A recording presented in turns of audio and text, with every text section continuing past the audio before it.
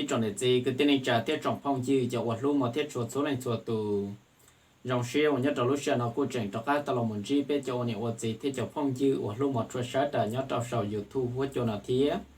giờ đây tuần chi biết sẽ là nhất trò lúc xe hàng nó cố và tiết chế xe hàng tế biết tròn để gì cái tên này trả số này chuột tù sẽ là cố bốn này tàu tại cho có một dòng thiết sẽ là cố yuan chi cho cái nó cá nhân dòng là giá chuột gì toàn tê tuần chỉ biết sẽ là những trò lúc xưa nó cũng ba tàu tàu khó xử chân tâm mà chịu xin tàu tràn tàu dài dùng mới cho là một thả thiên đua khi đầu pe thôn số tụ sẽ là tàu bao nhiêu trò lúc xưa hạt tuần chỉ tận đây nó nhiều phía mà giờ nên tàu ổn định là nó cũng cho biết là một thả cho ít tụi mình tu là giờ tiền thả cho sự chân cảnh trả cảnh giả nhau trò tết cho là chuột nó ổn định cho xử lý ổn định là nó mà cho biết là một thả cho ít tụi mình tu mà từ một nó dùng giờ nên tại xa lúc xong là cô bỏ tỏ tiền lúc la cô chừng lo rủ tua lên mà còn nói giờ ít khó vào trong này nè nữa ý cô muốn cho cái thật sinh chạy tròn đạo nữa tụ cá món nhớ trò rau nó cần cầu để thiết trò này là tao muốn cho làm một trà tận thuộc cái đó bây giờ là tao bao trẻ tụi mình tụ nó nhớ tròn ta lú giò nọ tòng nhớ tròn lú trong bắc sòng sắc cá tên ta lú tết cho là chuột và giờ nhớ tròn ta lú sen chạm bát sắc đó mà trò này tao thả lần ta nữa nè nữa gì là giờ tiền là trên nên mà là cô tiền nhớ lên tàu là tụi mình nhổ nó từ một hôm nhung xa lúc xong là lúc lá cũng chẳng lo rủ tua xứ mà thầu và tụi mình nhổ nó là khó dùng đâu mà lúc lá nhưng lo tôi là thiết ta chỉ là xa chỉ cho tiền nếu yếu mua là một trongตัวtàu tên nông niên nó là vì tàu khó tiềnปกติเป๊ะปอเต้ไม่ตู้ไม่อยู่ไม่เมมาแล้วเตปลามันกูยังล่อเตตัวกูยังใจเตตัวกูจีใจเท่าอย่างแต่สิแล้วล่อเราหมดเจรงเลยเตตัวกูจีตัวกลางกีเมเราหมดแล้วhọ tết tụ chế cho nên cho ý mua cái chất sinh trái cho nữa họ mua đã chỉ là giờ tiền mua cha như trâu này lúc la là chế tết lẩu cũng một yếu chua tuột cha là một trâu no chế trong này lúc la cũng chơi mè tuột thế là lò là lúc la cũng chơi mè chế ở trâu tụ tin rằng là cũng chơi rồng câu rồng trâu tuột ta chỉ tụi mình nhủ nó mà lo rủ chế lúc la lo rủ sư mà nhớ trâu tên không để nó mà rồi lúc la lo thế dài bún đà lúc bún đà tươi một tí cho bù bể cầu xe là mà cũng ở trâu là nhiều là chế cũng một cho cái chất sinh nhiều xe cái gọi vì cho họ là chế năng là cũng do ít chế năng và chọn nhẹ thế chỉ cũng chỉ mua nhẹ tập bằng do là một cho tụi mình nó cho một son chuột sai chuột tọt chế có mau thế mà cũng do ít khó nhưng ba luôn thật tròn ta là chế năng nó cái gọi thế mà giờ nên ta chọn gì tận thế là cho biết là một thả cho auto cứ tìm lo tàu một uẩn nhá là do mà cũng do thế nhá là chỉ thế nhẹ tàu chỉ cũng tàu nhang cái tàu là một chế nó nè mà còn là cũng tàu mới cho là một tra tận thuộc khi nhớ tàu không tỷ cầu chuồn tàu lu cầu in hình tu trong auto trên nền cầu bây giờ giá trong tu mòn tàu mà trở lên tờ đại đua nó mà tụi hai cho đúng tờ nó mà giờ tụi anh ta tỏ vô sợ kê tuần tờ viện tràn tờ nó một trâu tọ và nhớ là tết và một trâu tọ hẳn nuôi to nó chỉ thầu lúc xí hẳn một trâu tọ in đã kê chỉ cú bỏ và một ở tụi cứ tìmron tờ nó tàu trái lúc chết thi máu là mù nó chỉ là cú tàu lúc chùa ở tụi cái này nó hành chỉ là thế thì trong kỳ là một nông trong cả hai tiền cái một đất chỉ là một chàng cái họ trái lúc trên tờ máu đúng là một trâu tờ còn và là thay tờ nó này dòng cho tụ tiên hình tờ nó mà tụ há lúc cho xì liên tờ nó mà muốn lúc bề hồ tiệt tụ muốn nó nhiều giờ lên tờ bề cháu ý xong họ tụ há lúc cho xì muốn lúc bề hồ tiệt lúc muốn nó nhiều giờ lên tờ bề cháu trâu xong là chuyện cái cú tàu là một hai trâu tụ dân nó hai tiệt gỡ nhớ trong tờ lúc rò na bà năn nhớ trong lúc trong bồ lạp hàn tờ lúc sinh khám muôn tờ là chỉ cú tàu trừ xì hai tiệt gỡ tàu tụ một uẩn nhá là rò uẩn chế nhớ tàu tọ thang ngon nó nè chị người tự qua tàu lên đập plau cho plau nông là ta chỉ nhá là cụ chỉ thể nhẹ trong cỡ chỉ dùng muốn nông tư lò nhá là chuột tiệt ta kỳ nó chỉ ôm mua lò lên tàu chỉ rồi lên cỡ cụ chỉ lên nhau sứ khó à nhẹ nông nhẹ mò muốn nông tàu nó chỉ có thể đi tàu kia là một chế chỉ mua nhẹ chỉ chỉ yuan nhang cái tàu là một cái cho chế nó nè nó chỉ tụt hạ cho đúng tàu nó thể đi bỏ chỉ thể tàu là một thay cho tàu bê chuẩn chỉ phong nhiệt cho nên số tụt sẽ là tàu sai nhá tàu lúc xưa ta nó là nếu cụ cho nhẹ cái gọi là thế vì tàu khó này mù đủ tê kế đê thía chỉ nên cũng chỉ mua nhiệt chế vô tập bằng đầu trong này tủ khen nên chủ yếu mua liền tại ít tu nọ nên gạo phá kỳ trong cái cho mù vô rau vô món nọ nhớ trọ mòn tạo vấn đề cho vì được khó tiền nhớ trọ ớt dùng nọ mà tin này ra trong lên trong tủ ra để cho là mua tán cho lấy lại nó chỉ nên cũng chỉ chân ớt tụng nó xia thế vì được khó dù chỉ tao bỏ cái khó hậu lực khó là khó cả kia chỉ dù cũng chỉ vô mua chấp bằng sự là muốn nhiệt cọ ta lại khó dù giá mua tại thiết chỉ chủ mua mình chỉ lên nó trồng cái cho mùi dương cho dù lo còn cái họ cho sẽ plan cho trồng mòn ta xứ mà thế sự chân nó bên những bỏ trừ xì là một quan tu du lịch thiết họ nó cúi dọn khó yên pa lu ô tô cứ tiền chi cho cái cho nhẹ nhá trồng nó cái gọi là thiết cho nên ta trong tờ nó một cú cho bé là một thả cho dù cho cái mua nhiệt xem rồi nô dù muốn cho là một sổ trâu sọc có sọc chua nào mà cú giờ ít khó dù ở trâu bé cho nên cho tụ sẽ là cú giờ chủ tàu mua cho cái sửa xịt chẳng pha thiết vì đó khó tiền nhất cho ở sòng ta xì nó mà giờ có nhưng mua ít cho là cho cả chỉ tránh cậu và có mua nhiệt một tiền là chỉ có dùng mua nhiệt tiền cho là một sổ là rồi lại cú chỉ chua tổng trai bé cho thiết ta sửa cho nên bé thành rồi có thiết cú bé cho nên cho tụ nó xưa cho nhẹ tới chỉ mới cho là cho cả trong đó lúa ở đây chỉ có họ dùng một thứ tàu nhẹ tàu chia là một yếu sơ cũ sơ nhẹ tới cho lúa luôn của OPC OPN thì nó cho là một cho chỉ khả năng có ở tàu cho nó cho chữ là chỉ ở tàu lử tủ tên này rồi có cú bé cho cho nhẹ nó bé bao cho này luôn neng là chỉ bé bỏ cho này luôn lọ chỉ bé dùng một khăn đồng cái thì ở đây chỉ này họ mua tàu nhẹ này giòn này tới chỉ mà họ lử rong qua này họ mua tàu nhẹ này chả một trâu chả này nó là chỉ dù cho biết rằng mà dù chiều xa này nó sẽ ta chiều lúa tên nó tên chữ chỉ lúa tứ một khó sống sai lúa tứ một khó và dù ở chơi phơi thì sẽ giờ dù họ lúa đi chả vì đó khó lúa đi chả dù tí chữ mà họ lúa qua này dù họ dùng một tàu nhiều tam bảo đi nó chỉ mua cha lúa cho nó chữ lúa họ lúa mua làm một cái rồng ra là thiên nó nè cho nên đó mà nhớ cho nên đó auto khu lồng câu lồng trâu nó mà do in cờ lồng câu lồng trâu và mua như một chiếc cơn cầu đi tiền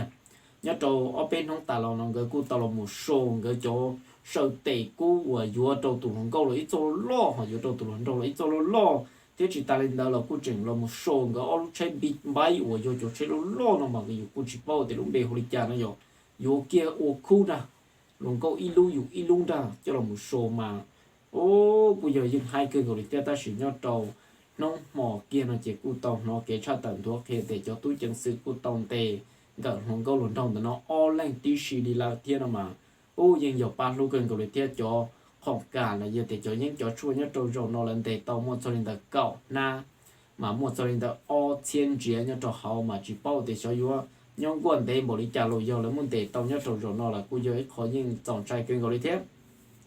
ấy cho nên ta chuẩn bị tận đây nó cho bé là một thả cho ấy có cái lò rể là giờ tí lúc xong chia nhá trong đợt tết chờ India mà cú giờ họ tới cơn cầu lên tết tiệt của đầu cú giờ chỉ tàu bỏ đô la lên thế ta chỉ cho là cú sĩ bằng bé chủ xa tiệt họ nói giờ ít lúc xong chia là giờ tí ít cho cái cho chạy lòng tới ít hải tin này giờ bé ở tin này nhớ trong lúc địa tên là mà mua trong hải năng là chỉ như chủ mua trong giả cái gì cái chạy trong giả cái chân chỉ tây giả dù chỉ tàu bỏ đuôi chỉ ở đâu dù tàu bỏ đó là chỉ ô tô dùng họ xả luôn họ tây giờ ô tô dùng chỉ tàu bỏ đôi dùng bỏ là chỉ họ ô tô dùng chai theo đồng họ tiền tin được cho kiện chân là mà muốn tàu tràn tàu giả tuần chân một đi chả là mua tan thọ mà xử lý nhớ cho tới chợ India không tìm nên cầu in được luôn cầu in tôi xong ở trên nền cầu nó mà lại tàu tra hạt tiền nhớ cho tới chợ India bây giờ nhớ cho Saka tên the Lucen Tamil Nudu nó chỉ là cú tàu tra đặc biệt là tàu bao hạt tiền nhớ trong đó mà cho xong thầu và lúc cầu y lên tu nó chỉ là cú trực hiện bản thi ya chỉ là cú chủ tàu là một và lợi y luôn buồn rồi lại bé mong lúc chia bé chào nè y luôn buồn và dòng buồn tí mang đó là hai tí này nó mà là khu ở tiề Diwali nó là luôn buồn nó nè chỉ dùng một tí cho bé và cho buồn đầu bé tích theo là chùa nó chỉ dùng buồn tí mai là như tiề tí cho bé mong chỉ ở chia bé chào xong chia tới nó nè ta chỉ là lu cái lò rể nhá trâu rồng nó mà là một khẩu của nhau cho là một quả ít tủ là gì ít bao lo chỉ mà đi cho anh nên tôi một cùng cái lò rể nhá trâu rồng nó ná lúc chỉ xuân cùng cầu thế nào ná chỉ gian đấy đó là ít tàu ta chỉ chỉ li lu đuông đó là sáu chỉ chủ yếu là cá chỉ là một bữa cho của nhau nó chỉ khẩu xí chơi nhá trâu không mà lọ tan thôi nè mày lên đó xử lý có đua của tròn đó nó cho bé là tàu say mà cũng giờ cho cái lò rể lon tàu là luôn buồn nhớ trò tết chạy India nhớ trò rồng nó thế mà cho tin nó cô muốn chỉ liếc cá thế thì cô yêu chủ muốn cho plong nó mình chỉ nên cho sai cho nó là sẽ là cô yêu giả lúc gì bút rồi thế giờ còn cô yêu khó kén chân là giờ để cho cái lò rể lon tại ít hai tin này nhớ trò luôn để tên nó cho nên ta chuẩn bị tận tên nào mà cho cá cho bé là một thả cho bé cho bọn niệm mong nhớ trò tết chạy nhớ la mà cô yêu mù đen ở là tụ chí hoặc là tụ chí là cô tô mù đen tụ bọn niệm đầu tiên là chỉ do một thả dùng gì chứ bọn niệm đen lùa họ lùa một đen bọn niệm nó là mà chỉ cũng mất cho đó bây giờ là tàu xe thì cho kế quan niệm gì nhớ trong nó cũng một tê giả rồi nó nhớ trong luôn địa tê thế nó là mà cũng giờ khó giải cái gọi là chỉ bao giờ thả lên cho họ tiền nhớ trong tên nó để nó mà bây giờ bọn niệm không mà đen luôn cho cũng mua đen luôn tê chỉ cũng mua chỉ chỉ bao giờ thả lên luôn cho họ tiền thả chỉ tê lụt ta chỉ đó cắt thả đôi chỉ trong này là cô sẽ chỉ mua khả năng cho đó bây giờ là tàu xe ok cả nào mà chỉ là phần đó này ô luận để tàu gì chẳng tì cây đó khi lời đi đó ô tụi nó giờ bao nhiêu một gì nè tụi chỉ một rô là nè rồi nhẹ chỉ tụi chỉ một rô chỉ bao nhiêu nhót chỉ bấm phong một đánh là tụi chỉ thiết chỉ bao nó chỉ đánh một đánh tua đánh để đánh lò chỉ lúc tên này bao chỉ giờ lúc một khó sủng sai đấy rồi chỉ lúc cũng để tàu sơ chỉ tụi chỉ này giờ tụi hắn cho đa nó nè tụi nó là cũng mua bao nhiêu là theo rồi cũng ga xe theo tàu là chọn chưa lũ là thả như trò họ này ít tiền này mà đi tôi sai nữa tụi bao nhiêu mà xăm má pin mong không trong đi đâu ô này bao nhiêu tàu chủ chia thế nào giờ cái chỉ một đó ô rô một cứ như cứ chia có sự chia bộ sự tôi cho là một yêu dùng cho này tu là chị thầu khó tụi chỉ tàu nó chỉ họ giờ thì dùng một đêm hồn trâu nó mà ô như nhiều họ tụi xe thì lấy chọn nó chỉ khi kia nó cho họ thì sai chỉ tụi tu lại nó bé mong mà nhìn bà khoai nó này giờ khi kia nó ô muốn tránh bộ lino là chị cho nó chỉ muốn nó chỉ muốn trâu tụi tôi muốn là chị tụi con nhìn tôi chắc không qua thế nó chỉ việc mà trò cái xe nào cho nó sẽ được sai nữa rồi nó ô cho con nhỏ chồng nó mà ô thả lon trâu bơ một gì là thả lon trâu ơi bé tụi lon trâu nó bé tụi đuôi đâu tuổi này cứ mua có giò này tụi sao mà thả lon trâu ơi tụi nó còn đâu sai nữa là đâu đâu tụi chỉ nữa đây sao mà tụi nó cái phim đầu tiên nữa đây cho chỉ là cho thằng con mì học con mì nó trong thằng cho chỉ luôn đâu tiên cả muốn chia sẻ đó mong mà tất cả bao sự đời ơi ô hai cơn của nó giờ mà con nó khó và lần để tàu tàu can được ta chỉ là tiền có mua cho bằng sự một trắng lô tết chỉ mua đánh luôn cho tôi cho nó là gì lúc mà tết tôi chỉ có rồi xong ra một ra rồi chỉ có của thì lô trời ơi nó biết tụi mình giờ đánh con trâu á biết tụi mình con trâu là nhớ phải chơi đánh con trâu nhanh nhanh làm tên này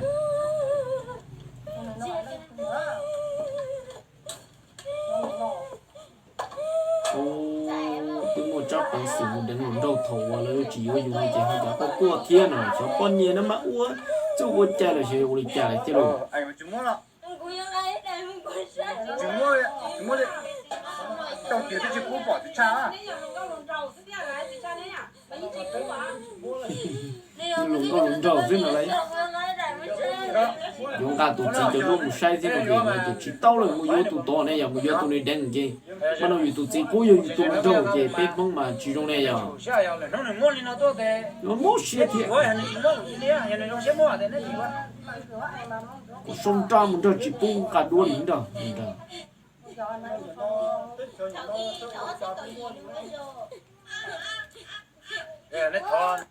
ok cho nên chỉ phong yêu sẽ là thôi có biết sẽ là tôi sáng thì nó mà cứ yêu lần đầu bé cho bọn này mong một đêm lùa tụ chí họ lần đầu bé cho chí nên một đêm lùa tụ bọn này thiên nó mà ô bé cho chí nên là bé mua đầu rồi bé chủ tàu xa nhẹ xa chia là yêu té bọn này mình nhổ té chỉ yêu mua là chỉ mua ta rồi này giờ cũng bỏ cho mà mua là chỉ nên mua online chỉ thọc cơ là chỉ ô lùng câu tóm mua mình nhiều lâu tụ tóm mua mình nhiều lâu nó chỉ tàu nhẹ on nhẹ pe này mà ô dù yên bỏ mua cơ theo cho chỉ nên ta chỉ nó mua đầu rồi đó mà thế sự chân nó chỉ pe sẽ là chỉ bao hoạt chân chỉ cũng chỉ bỏ cái là một thái lưu trình chia đầu cho nên cho tụ sẽ là ta bao chỉ là một thả cho là một cái cả cái khoác khe là pe cho này cho chỉ cho phong chỉ sẽ là bao là một liên nó xứ để thọc cơ nó chỉ cũng thọ cái pe trong mong sẽ là chuẩn chỉ cho cái nó cá nhân rồng lại giá chuẩn chỉ toàn đây sự chính chỉ đùa